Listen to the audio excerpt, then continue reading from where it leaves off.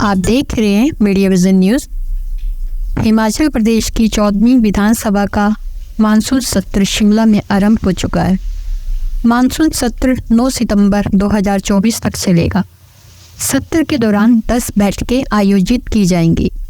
मुख्यमंत्री सुखविंदर सिंह सुक्खू का विधानसभा पहुंचने पर संसदीय कार्य मंत्री श्री हर्षवर्धन चौहान ने स्वागत किया।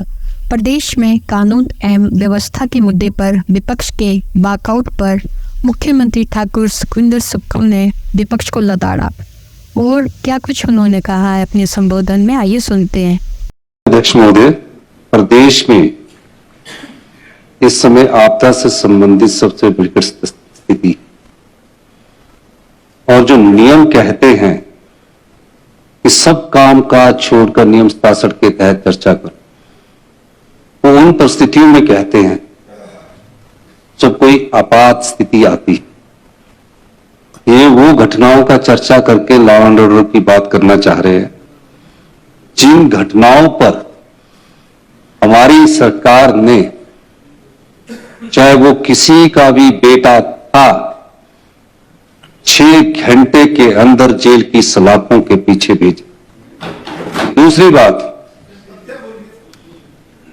हमारी सरकार किसी भी जो भी कानून की उल्लंघना करता है, चाहे किसी भी प्रकार के छोटे अपराध से लेकर बड़े अपराध तक, सरकार की कार्रवाई के द्वारा जो भी घटनाएं हमारे कार्यकाल में हुई है, सब पर सख्त से सख्त कार्रवाई की गई है। यही हमारी सरकार की विशेषता है। और यही नहीं कहना चाहूंगा,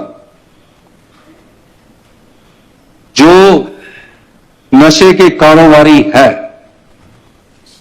जो भी नशे के व्यापार में सम्मिलित है,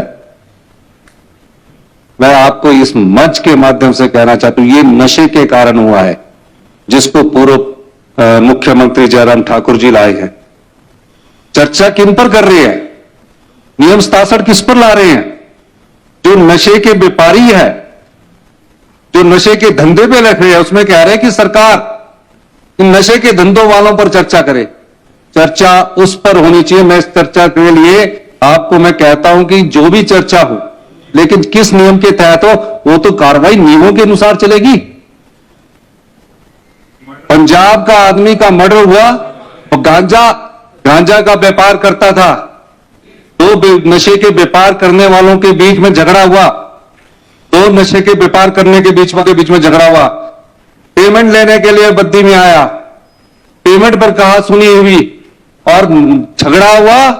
पुलिस ने तुरंत कार्रवाई की, अरेस्ट किया और जो उसको दूसरे आदमी को चोट लगी थी उसे पीजीआई पहुंचाया। मेरा मानना यह है कि सरकार को इस विषय पर भी चर्चा करने की जरूरत है कि लॉ एंड ऑर्डर की चर्चा होनी चाहिए, लेकिन नियम तो कुछ रखिए। लॉ एंड ऑर्डर पर चर्चा लाइए, आप सभी मुद्दों पर चर्चा लाइए। ये सदन हर सवाल का विपक्ष के जवाब देने के लिए तैयार है। जनता से जुड़े मुद्दों पर ये अगर कोई प्रस्ताव लाते हैं, सरकार स्वीकार करेगी। भ्रष्टाचार से जुड़े मुद्दों पर कोई प्रस्ताव लाते हैं, ये सरकार स्वीकार करेगी। लेकिन नियमों के अनुसार जो प्रस्ताव लाया जाए, उस पर हमारी सरकार पूरा विचार विमर्श करके उसका उत्तर विपक्ष के जो हमारे साथी हैं उनको देगी। जनता से जुड़े मुद्दों पर प्रस्ताव नहीं लाएंगे। समेज में इतनी बड़ी दुर्घटना होगी, उस पर कोई चर्चा का प्रस्ताव नहीं लाए। सड़कें टूट गई हैं, पानी की योजनाएं बह गई हैं। पिछली बार की आपदा में 505 परिवारों ने अपनी जानें खोई। ये हमारी सरकार है जिसने 48 घंटे में और 1 साल के भीतर सभी सड़कें चलने लायक बनाई। पीने पानी की योजनाओं को हमने दुरुस्त किया। बागबानों का सेब फंस गया था, युद्ध स्तर पर काम किया। सब बागबान का एक एक सेब हमने तो मंडियों में पहुंचाया। तो आज भी चर्चा उस पर लानी चाहिए। इस पर चर्चा लाने के लिए नहीं थे कि आपदा के बाद जो हिमाचल प्रदेश सरकार का अधिकार बनता है, पिछले साल के 9300 करोड़ आपदा आने के बाद का जो हमारा शेयर का एक हिस्सा जो केंद्र सरकार रखती है, हमें मिलना चाहिए था, वो आज तक नहीं मिला। उस चर्चा के लिए तैयार नहीं है। कोई पैसा केंद्र सरकार से आपदा के दौरान नहीं मिला, उस चर्चा पर ये 130 के तहत तो प्रस्ताव लाए। इस प्रकार की वॉकआउट कर अपना ध्यान जमाना चाहती है, तो हम इस व्यवहार की निंदा करते हैं। 847 करोड़ 73 लाख रुपए जारी किए गए। वित्त विभाग द्वारा 1831.75 करोड़ रुपया जारी किए। योजना विभाग द्वारा 146.97 करोड़ रुपया जारी किए। ग्रामीण विकास विभाग, जिसमें डंगे लगे 1 लाख के, 1085 करोड़ रुपए का मुख्यमंत्री आपदा राहत कोष से, जिससे 150 करोड़ रुपया हिमाचल की जनता का, सरकारी कर्मचारियों का, अधिकारियों का, और जितने भी हिमाचल में छोटे बच्चे थे, मैं उनका भी धन्यवाद करना चाहूंगा कि हम आपदा राहत कोष में बच्चों से लेकर हिमाचल प्रदेश के समाज के सभी नागरिकों ने उसमें योगदान दिया, जिससे हमने 150 करोड़ रुपया उनको दिया। और भारत सरकार द्वारा राष्ट्रीय आपदा जो हमको दी गई 433.70 करोड़, जो हमारी दिसंबर की किस्त इन्होंने पहले करके दी, तो 4,495.23 लाख 4500 करोड़ रुपए का आपदा राहत अपने जारी किया। केंद्र सरकार से आपदा के बाद जो हमें आपदा के बाद एक होती है आपदा में स्पेशल रिलीफ पैकेज, वो नहीं मिला, और आपदा के बाद जो कि साथ कोई भी भारत सरकार में कोई भी इस पार्टी की सरकार हो, देना पड़ता है। आपदा के बाद रिकंस्ट्रक्शन के लिए देना पड़ता है। उनकी मदद के बगैर हमने आज, चाहे टेम्परेरी है चाहे किसी भी प्रकार से, सभी योजनाओं को सुचारू रूप से चला रखा है।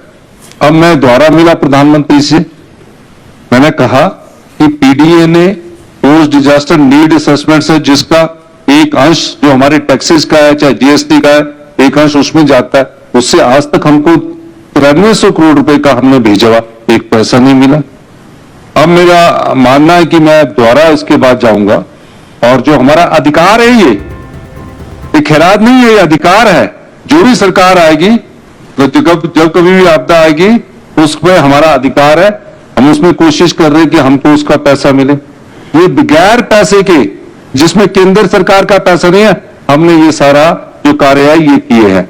अभी बारिश चल रही, और जब बारिश चलती है और अभी कोई और नुकसान ना हो, उसके बाद हम हिमाचल प्रदेश की जनता के लिए, हिमाचल प्रदेश के लोगों के लिए, जो भी हिमाचल प्रदेश की जनता के लिए हमारी सरकार करेगी, वो हम बैठ के माननीय मंत्री रेवेन्यू मिनिस्टर जी से चर्चा करने के बाद हम जो भी होगा, जो क्योंकि ये खुद पहले दिन से, चाहे वो समेज में था, चाहे ये बागीपुल में था, चाहे कहीं और था, ये खुद व्यक्तिगत तौर से जाकर देखकर आए हैं कितना नुकसान हुआ है। जैसे ही ये बारिशें रुकेगी, हम फिर बैठकर चर्चा करेंगे कि किस प्रकार से जो परिवार हमारे उजड़े हैं, जो परिवार हमारे जान गंवा चुके हैं, केंद्र सरकार से आशा ना लगाकर हम अपनी तरफ से भी राहत पैकेज देने के बारे में विचार कर सकते हैं।